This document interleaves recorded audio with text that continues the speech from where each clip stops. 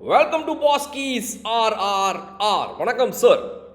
Yes, for a change. Good morning, Bala. Welcoming Kalakanadi fans to RRR in the morning. Right sir, ஒரு செம்ம match. Qualifier 2 மீண்டும் வந்து RCB and PBKS இரண்டு அணிகள் தான் மோத போகுது ஃபைனலுங்கிற மாதிரி ஆயிருக்குது. ஆர்சிபிக்கு அவங்க வந்து ஜெயிப்பதற்கான வாய்ப்புகள் கூடிக்கிட்டே போகுது இந்த வருஷம், மும்பை இல்லாதனால. இப்போ எப்படி இருந்துச்சு சார் மேட்ச்?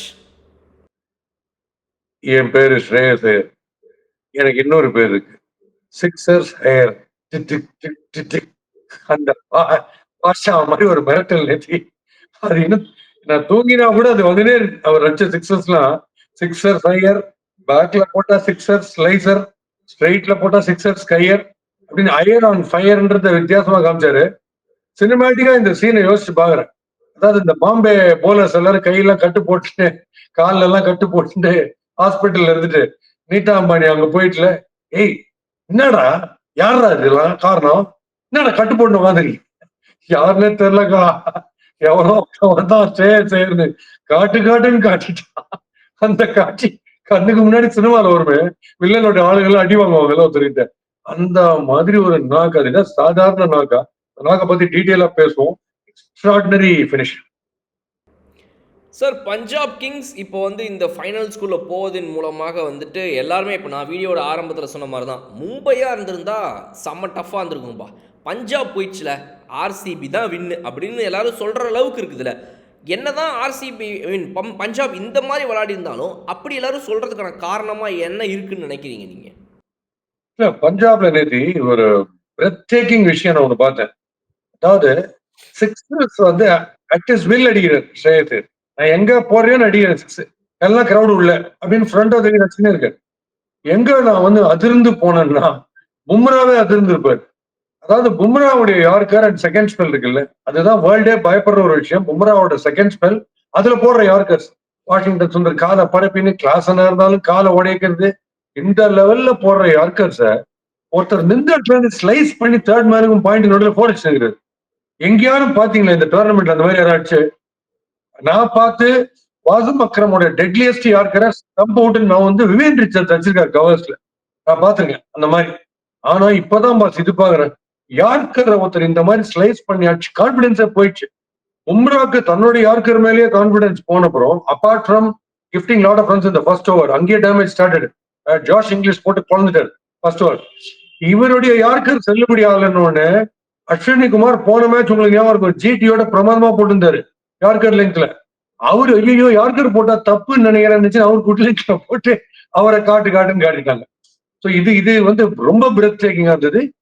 எனக்கு தெரிஞ்சு ஆர்சிபி நடிங்கிருப்பாங்கன்னா ஒரு விஷயம் இதுதான், எப்படி இருந்தாலும் யார்கரையும் with the same effortless ease as is clubbing all the good length balls in front of the விக்கெட்னு பயந்துருப்பாங்க. சார், ஆர்சிபி உண்மையாகவே மும்பைக்கு பயப்படுற அளவுக்கு இந்த பஞ்சாபுக்கு பயப்படுவாங்கன்னு நினைக்கிறீங்களா? இல்ல பாஸ், அவங்களுக்கு வந்து ஏற்கனவே ஒரு தடவை அடிச்சிருக்கோம், உங்களை அடிச்சா அது போன மாசம் அப்படின்னு நீங்க சொல்ற மாதிரி ஒரு அடிச்சிருக்காங்க. பட் இது என்னன்னா, ஒரு டஃபஸ்ட் ஆப்போனண்ட் கமிங் ஃப்ரம் மைனஸ்ல இருந்து ஜீரோ தாண்டி டிஸ்டிங்ஷனுக்கு வர ஒரு ஆப்போனண்ட்டை போட்டு மெரிச்சு ஒண்ணுமே நோ கான்டெஸ்ட் மாதிரி ஆக்கி விட்டாங்க நேத்தி. அந்த confidence level which is latest, அது பயங்கரமா இருக்கும். இப்ப இவங்களுக்கு மேட்ச் ஆடி ஒரு பெரிய கேப் இருக்கு, இவங்க வெறியில இருக்காங்க, பாயத்துக்கு வெறியில இருக்காங்க. அந்த கான்பிடன்ஸ் லெவல் கொஞ்சம் ஹையரா இருக்கும். ஃபைனல்ஸ்னு வரும்போது ஆர்சிபியும் எக்ஸ்ட்ராடனரியா வந்துருக்காங்க, சும்மா வரல. ஆர்சிபியும் டெரிஃபிக்கா உதயதெல்லாம் பட்டு பெரிய பெரிய சேலஞ்சஸ் எல்லாம் தாண்டி தான் வந்திருக்காங்க, ஒன்றும் டவுட்டே கிடையாது. இருந்தாலும் இவங்க பஞ்சாப் கிங்ஸ் வந்து மும்பையை இப்படி அடிப்பாங்கன்னு யாரும் எதிர்பார்த்துக்க மாட்டாங்க. போட்டு டொப்பு வச்சாங்க, ரவுடி அடிக்கிற மாதிரி, சின்ன பையன் ரவுடி அடிக்கிற மாதிரி. அந்த பயம் ஒண்ணு இருக்கும் கண்டிப்பா. அதான் சார், மும்பை இந்தியன்ஸோட பேட்டிங்கில் வந்து அவங்க வந்து ஒரு 10 ரன்ஸ் அண்ட் ஓவர் கிட்ட மெயின்டைன் பண்ணிட்டே இருந்தாங்க. அட்லீஸ்ட் அந்த 9 ரன் ரேட் அப்படிங்கிறது வந்துட்டு கொஞ்சம் கூட குறையவே இல்லை. 9 to 10 மெயின்டைன் பண்ணிருந்த இவங்க லாஸ்ட் 5 to 6 ஓவர்ஸில் ஆக்சலரேட் பண்ணி ஒரு 220 230 போவாங்க அப்படின்னு நான் எதிர்பார்த்த நேரத்தில் அந்த 15th ஓவரில் வந்து 2 விக்கெட் வரிசையாக வருது அந்த 14-15 அந்த டைமில். அதாவது செட் பேட்ஸ்மேன் 2 பேருமே அவுட் ஆகிறாங்க. ஒரு சைடு வந்து சூரியகுமார் யாதவும் அவுட்டு, திலக் வர்மாவும் அவுட்டு. அங்கே தான் வந்து அந்த லாஸ்ட் 6 ஓவர்ஸோடைய அவங்க அந்த ஆக்சலரேட் பண்ணணும்னு ஆசைப்பட்டிருந்தது வந்து கம்மியாகுது. பட் ஸ்டில் அவங்க வந்து ஒரு 200 மேனேஜ் பண்ணிட்டாங்க. பட் நீங்கள் நினைக்கிறீங்களா அவங்க வந்து இன்னும் கொஞ்சம் அடிச்சிருந்துருக்க முடியும் அப்படின்னு? ஆமா, they were clearly 20 to 25 runs short only because of that partnership goofing up. Immediately one after the other. அதான் நான் ஒண்ணு சொல்லுவேன், இந்த பார்ட்னர்ஷிப்ல ஒருத்தர் அவுட் ஆயிட்டா இன்னும் கொஞ்சம் ஷெல்ல போயிடணும். ஒரு ஓவர் அடிக்க வேண்டாம்ட்டு போகணும். இல்ல அதே மாதிரி அடிப்பேன் கட்சியில் 2 பேர் இருப்பாங்க. இந்த பேட் நிறைய பேர் அடிக்க போச்சு பேட் இப்படியாவது ஆங்குலரா போய் ஸ்லைஸ் ஆகி அவங்களுக்கு 2 லெஃப்ட் ஹேண்டர்ஸ் பிரியான்ஷ் அண்ட் வதேர் அதே மாதிரி தான் அவுட். ஸோ நிறைய அந்த லீன் பண்ணாத நான் சொல்லுவேன், லீன் பண்ணாம இருந்தீங்கன்னா ஷார்ட்ல எந்த இடத்துல இருந்து இப்படி ஆனீங்கன்னா பேட் கொஞ்சம் எப்படி போயிடும். இப்ப இந்த டைப்ல போயிடும், இப்படி இருக்கிறதுக்குள்ள எப்படி போயிடும். ஸோ அதுல அவுட் ஆனாங்க. அந்த பார்ட்னர்ஷிப் காஸ்ட்லியஸ்ட், நீங்க சொல்றது கரெக்ட். ஒரு பேட்டிங்ல பார்க்கும்போது ஒரு பெரிய எரர், ரொம்ப பிரமாதமா ஆடிந்தாங்க. பட் இவங்களுக்கு வந்து அந்த ரன் ரேட் என்னதான் சூப்பரா இருந்தா கூட அந்த ரன் ரேட்டை வந்து ரொம்ப பேஜார் ஆக்கின ஒருத்தர் யாருன்னு பாத்தீங்கன்னா ஆச்சரியப்படுவீங்க. கைல் ஜெமிசன் பண்ணார் பாத்தீங்களா, அவரு 6'4", 6'5" இருக்காரு ஹைட்.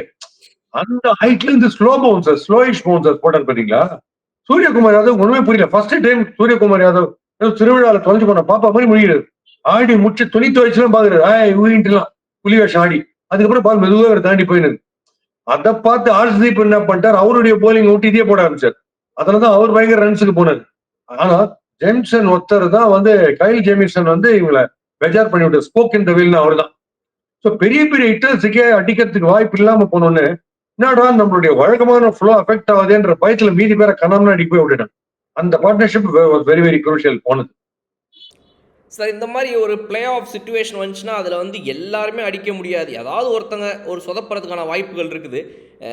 எலிமினேட்டரில் செம்மையாக விளாட்ன ரோஹித் சர்மா வந்து ஸ்டார்டிங்கில் எடுத்த உடனே அவுட் ஆகிட்டாலுமே கூட ஜானி பேர்ஸ்டோ வந்து மீண்டும் மறுபடியும் இந்த அணிக்காக ஒரு சூப்பரான ஆட்டத்தை ஆடி ஐபிஎல்ல வந்து எப்படிரா நீங்கள் என்னை இந்த வருஷம் ஆக்ஷனில் விட்டீங்க, நீங்கள் எனக்கு அதுக்கு பதில் சொல்லுங்கள் அப்படின்ற மாதிரி தான் அவரோட அடி இருந்துச்சு.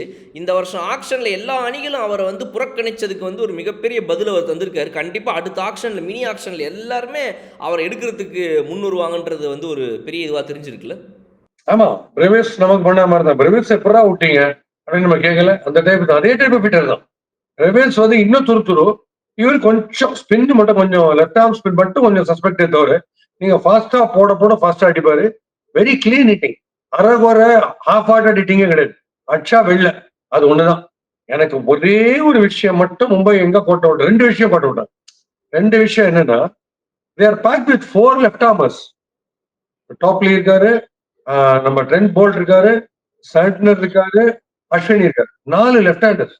இந்த 4 லெஃப்ட்டுமே ஆங்குலரா போடுற டெலிவரிஸ் எல்லாமே ஆங்குலரா வர பால்.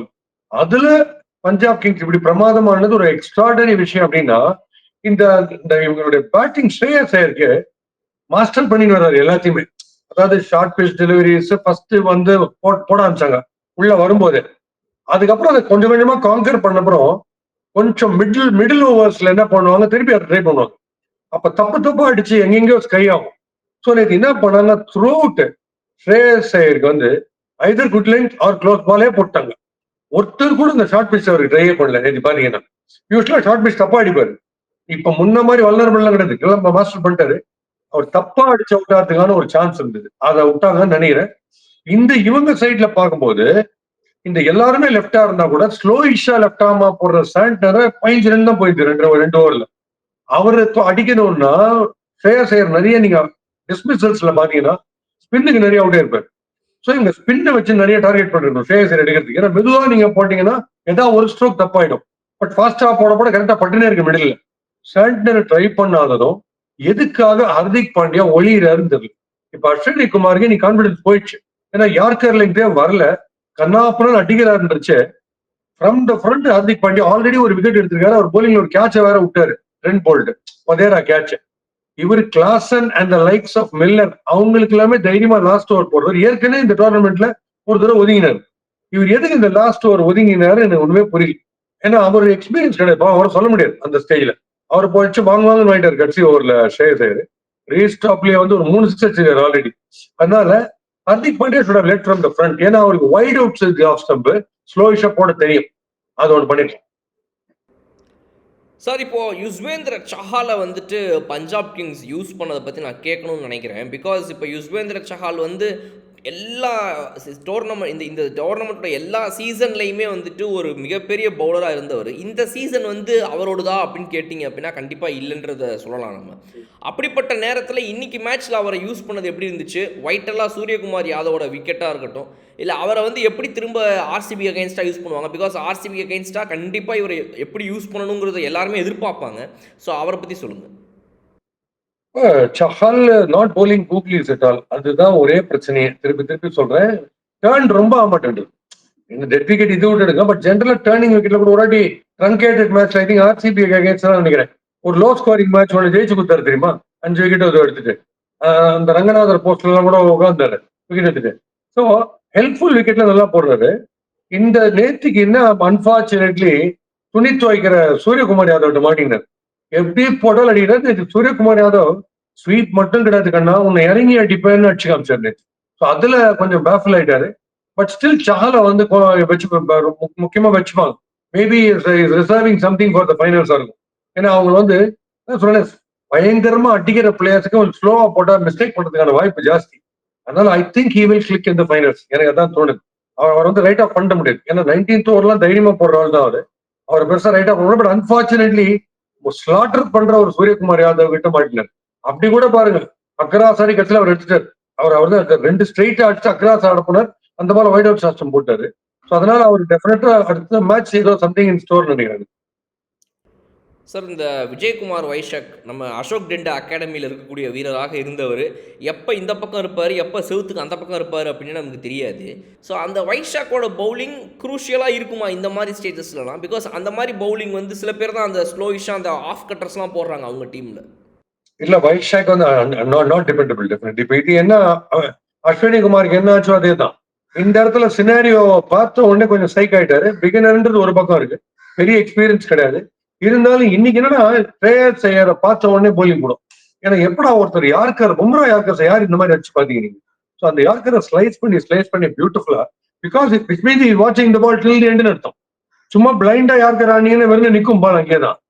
பேட்டை ஸ்லைஸ் பண்ணி கரெக்டா தெரியுது கேப் வேற எங்க இந்த இடத்துல கேப். ஸோ அதை ஸ்டம்ப் லைன்ல இருந்து அடிக்கிறாரு. அதெல்லாம் பார்த்தோன்னே பேஃபுல் ஆயிருப்பாங்க. ஸோ அந்த டைப்ல தான் வைஷாக் வந்து இந்த மாதிரி ரொம்ப சேலஞ்சிங் சுச்சுவேஷன். மேபி ஒரு ஓவர் நல்லா போட்டுக்கலாம். பட் இன் ஜென்ரல் நான் பார்த்து நீங்க அவரோட ரெக்கார்ட்ஸ் எடுத்து பாருங்க. 10 ரன் ஒரு ரஷ்யட் உங்களுக்கு அவர் போட்டாருன்னா உங்களுக்கு இப்போ கொஞ்சம் இம்ப்ரூவ். லாஸ்ட் சீசன்ஸ் எல்லாம் பார்த்ததை விட கொஞ்சம் இம்ப்ரூவ்டே தவிர மாதிரி ரொம்ப ரொம்ப கரண்ட் சுச்சுவேஷன்ஸ்ல எடுத்து யோசிப்பாங்க டெஃபினட்டா. Sir, Hardik Pandya's captaincy sir, நம்மளே போன மேட்ச்ல வந்துட்டு சூப்பராக பண்ணியிருக்காரு. நல்லா வந்து ஒரு தைரியமாக கொடுக்குறாரு. அந்த 18th ஓவரில் பும்ராவை முன்னாடியே கொண்டு வந்தது இப்படின்ற மாதிரி சில விஷயங்கள் எல்லாம் வந்து பாராட்டணும். பட் அப்பவே வந்து அந்த மேட்ச்ல வந்து இல்ல சுப்மன் கில் தோத்து போயிருந்தாருன்னா அவர் தான் இன்னும் கூலா ஹேண்டில் பண்ணாருன்னா சில பேர் சொல்லிட்டு இருந்தாங்க கமெண்ட்ஸ்ல நான் பார்த்தேன். ஸோ இன்னைக்கு மேட்ச்ல Hardik Pandya's captaincy especially rotation of bowlers இந்த சிச்சுவேஷன்ல இன்னைக்கு எப்படி இருந்துச்சு? இன்னைக்கு அவங்களுக்கு ஒன்றும் ஸ்கோப்பே இல்லை பாஸ். அவங்க வந்து அவங்க ஸ்ரேயஸை டெமாலிஷ் பண்ணி விட்டாரு. ஐபிஎலோட இன்னிங்ஸ்லயே நிறைய பாத்தீங்கன்னா இந்த மாதிரி ஒரு இன்னிங்ஸ் வந்து சேசிங்ல விராட் கோலி நீங்க தான் சேசிங்க பாத்தீங்களா, நான் சென்னைன்னு சவால் விடுற மாதிரி. அது பயங்கரமான இன்னிங்ஸ். இது கொஞ்சம் நேரத்தில் நல்லா போட்டுருந்தாங்க அவங்க.